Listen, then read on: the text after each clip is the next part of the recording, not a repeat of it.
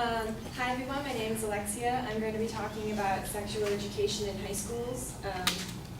So my stance is that we need accurate and comprehensive sexual education in high schools today, instead of not talking about it or saying that it doesn't belong in schools, as many people believe.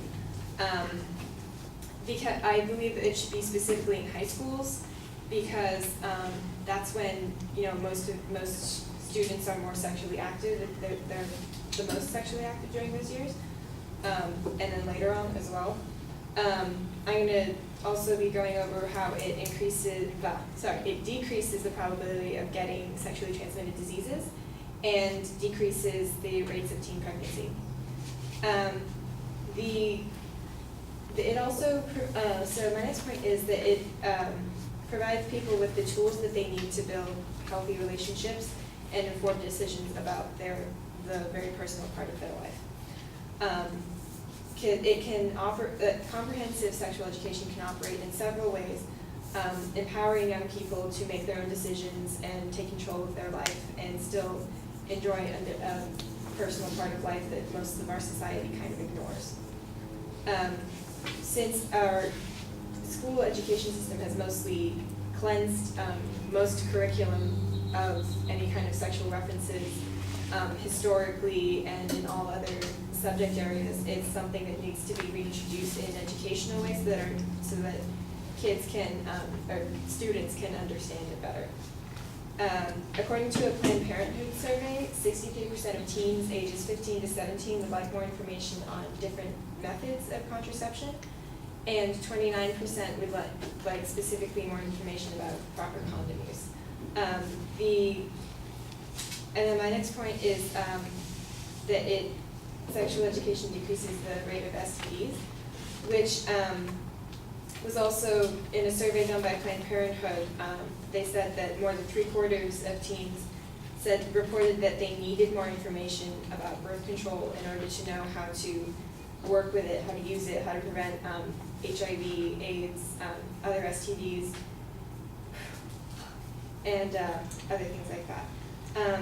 According to a report by the California Department of Public Health, California's teen birth rate dropped nearly 60% as a result of expanded sexual education from 1991 to 2001.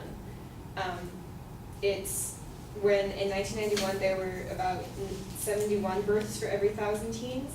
In 2001 it reduced all the way down to 28 births. And then as to sexual education pertaining to abstinence, it's an effective method for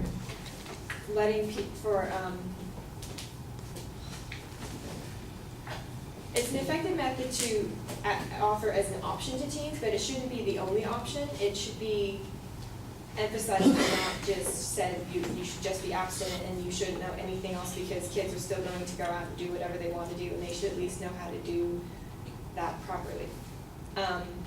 Advocates for Youth reported that no abstinence only until marriage program is actually effective in preventing sexually transmitted diseases or teen pregnancy, and it doesn't actually protect the kids when they do that.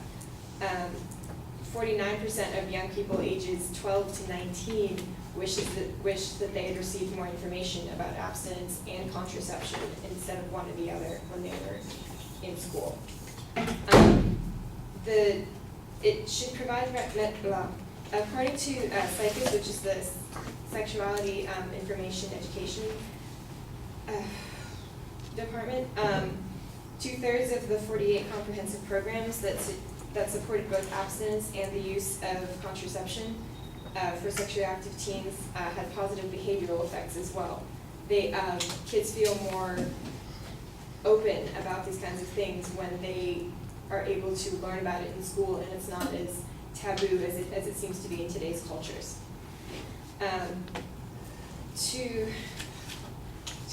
In conclusion, there was a book written in 1972 that was when this debate kind of started going on, that said that that sexual education should be broken up into several parts, at home, in school, and just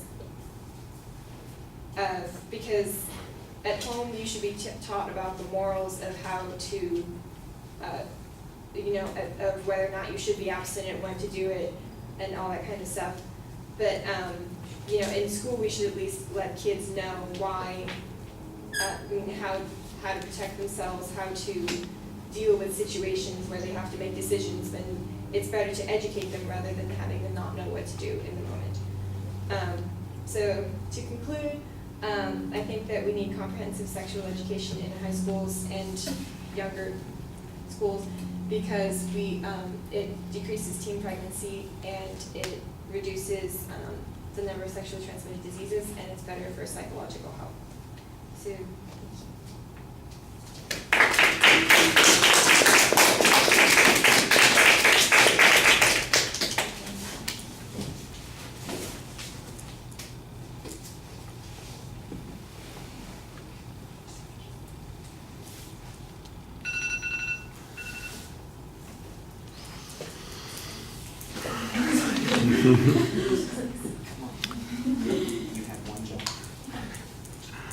All right, Alexia, the proposition is buried in your introduction. It's not very distinct. It sounds like it has multiple parts. I think you've got other explanations that you're giving there, so that's a problem. It needs to be a lot sharper. At the end of the speech, you've got a much clearer statement of what your proposition is. As I'm listening to it, I say, okay, if I go back over there, this is an argument that says we need greater comprehensive sexual education. That's pretty straightforward and clear. If it had been that clear at the beginning of the speech, I wouldn't be having a problem here. Same thing with the secondary issues. You kind of treat them as their background information. There's not any numerical signposting. I'm kind of having to pick out what the supporting points are going to be. I got it figured out as I'm listening to you, so I can't say it was entirely unclear, but I think you could do a lot more as a speaker to help the audience follow those things. In the body of the speech, though, you never cite any organizational structure whatsoever. It's just like information and ideas kind of start flowing without any particular pattern or rhyme or reason to them. I think they're basically in the pattern that you had at the beginning, but it's not easy to pick out listening to the presentation. So I think that's a little bit problematic. There are some reasoning issues that I think I have to jump on immediately. I'm listening to this one statistic that you present that suggests that we had a 70% decline in teen pregnancies from 1991 to 2001. And I'm going, well, if we had this program and it worked, then what are you talking about? We've got it and it works. So what is it that we're not doing that we need to be doing? You say that we did this thing and it worked. All right, so is the dispute over whether or not it works or whether or not we have it? That's, I think, needs to be a lot clearer. Maybe some places have it and some places don't, and you think that we need to have it in more places than currently have it. So California got a 70% reduction because they adopted this particular program, but Michigan, Missouri, Wisconsin, Montana, they didn't get those results because they had something else that doesn't work. That's what you need to say. You need to tell us where is the controversy on this argument, because otherwise you're just describing an event that took place and not deriving any inference from it. There's a lot of data that talks about teens wanting to have more information, their desire to have that more information. What's missing is the data that shows when they have more information, they use it effectively. The one study that you made reference to, that's the strongest piece of evidence that you have, and it's still a little bit vague in attributing it to either a particular program or some other event that's going on in that time period. So if there's a direct quote that attributes it to a specific program, you need to highlight that. I think you do an okay job speaking to the audience, but you need to be a little bit firmer about where you're headed and where there are disputes. Sometimes people are trying to avoid making a declarative sentence. I don't want to sound controversial or contentious. That's why we're having an argument, that there's some contention on the issue. At the end, you make this statement about the 1972 book that says that it recommended that we have coverage in different places. At home, you talk about the moral issues. At school, we talk about the technical issues. And your claim basically is that we're not doing that, I think. I think that's ultimately the point that you're trying to make. We're not talking about the technical issues as much as we need to, And there's this whole reference to abstinence-only programs at one point, and it's a passing reference. I don't know why it's not one of your supporting points, saying that comprehensive sexual education works, abstinence-only programs don't work. We don't have enough comprehensive sex education programs, and if we did, it would fix these problems. That's the crux of your argument, but you seem like you're hesitant to confront it and state it in declarative ways, and that's what you need to do in a speech like this and simplify those points. All right, thank you.